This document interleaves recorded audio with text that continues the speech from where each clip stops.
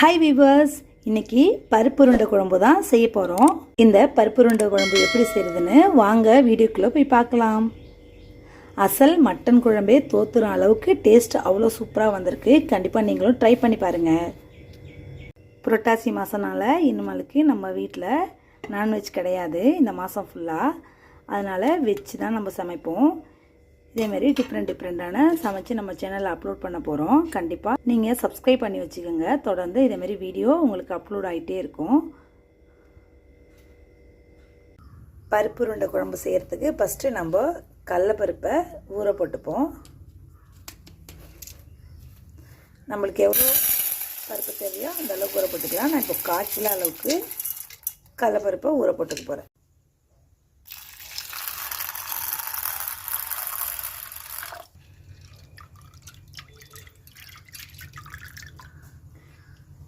இது நல்லா ஊறட்டும். இப்போது கடலைப்பருப்பு நல்லா ஊறி வந்துடுச்சு. இதை நம்ம மிக்ஸி ஜாரில் சேர்த்து அரைக்க போகிறோம்.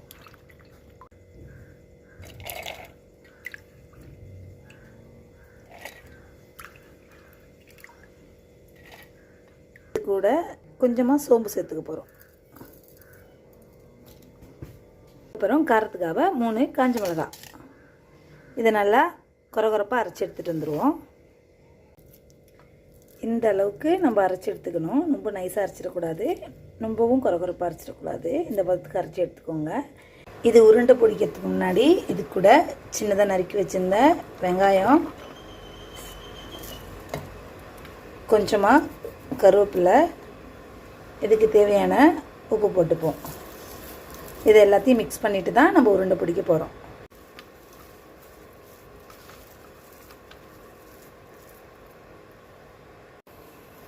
பாருங்கள், சின்ன சின்ன உருண்டையாக உருட்டி வச்சுட்டேன்.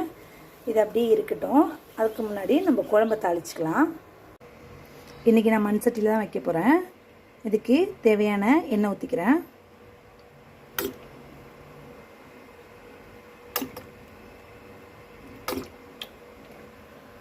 எண்ணெய் நல்லா ஹீட் ஆகிட்டு கொஞ்சமாக கடுகு போட்டுப்போம்.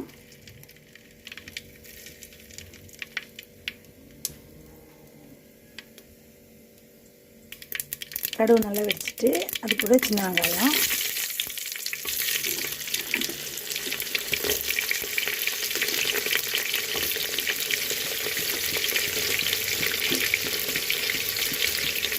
கருவேப்பிலை கொஞ்சம்,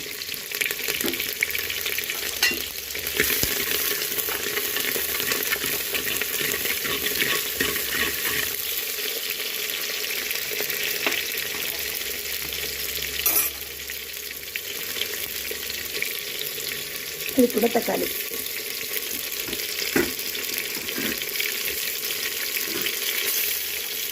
இதெல்லாம் சேர்த்து நல்லா மிக்ஸ் பண்ணி வச்சுட்டே இருக்கேன். தக்காளி நல்லா வெந்து வரட்டும்.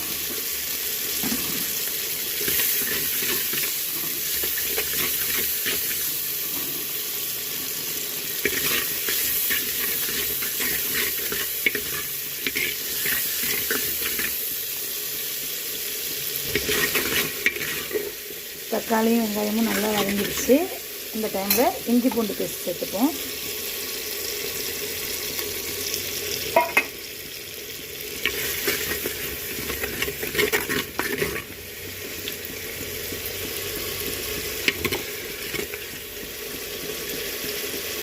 எல்லாம் வதங்கிடுச்சு. இப்போது நம்ம குழம்பு மிளகாய்த்தூள் கொஞ்சமாக போட்டுப்போம். நான் வீட்டிலே அரைச்ச குழம்பு மிளகாய்த்தூள் மட்டும் தான் சேர்த்துக்கிறேன். இது நல்லா மிக்ஸ் பண்ணி வச்சுடுவோம் இந்த எண்ணெயிலேயே.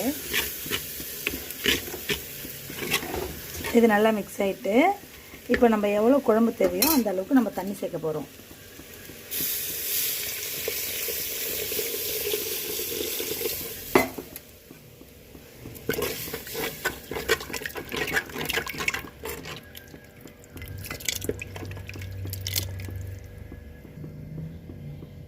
தண்ணியெல்லாம் சேர்த்தாச்சு. இதுக்கு எவ்வளோ உப்பு தேவையோ அந்த அளவுக்கு நம்ம போட்டுப்போம்.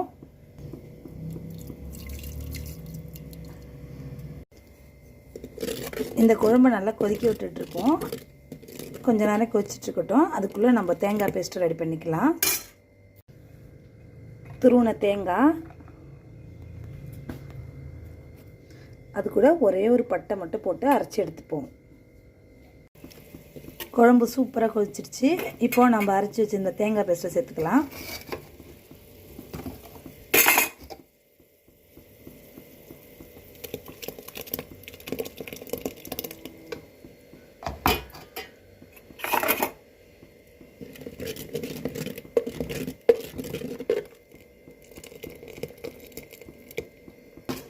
இப்போ தேங்காய் பேஸ்ட் ஊற்றியாச்சு. நம்ம ரெடி பண்ணி வச்சுருந்த உருண்டையை ஒன்று ஒன்றா போட்டுப்போம்.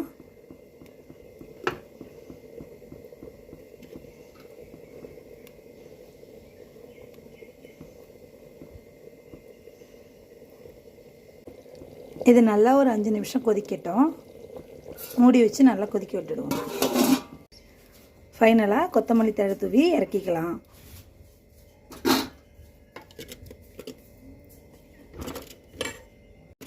அவ்வளோதான் ஃப்ரெண்ட்ஸ், சூப்பரான பருப்பு உருண்டை குழம்பு ரெடி ஆகிடுச்சு. எவ்வளோ சூப்பராக வந்திருக்குன்னு பாருங்கள். நீங்களும் இதேமாரி பண்ணிவிட்டு நம்ம சேனலில் கமெண்ட் பண்ணுங்கள் எப்படி வந்ததுன்னு. இதேமாரி வீடியோ நம்ம சேனலில் தொடர்ந்து அப்லோட் பண்ணிகிட்டே இருக்கோம். இது பார்க்கணுன்னா நம்ம சேனலை சப்ஸ்கிரைப் பண்ணி வச்சுக்கோங்க. தேங்க்ஸ் ஃபார் வாட்சிங்.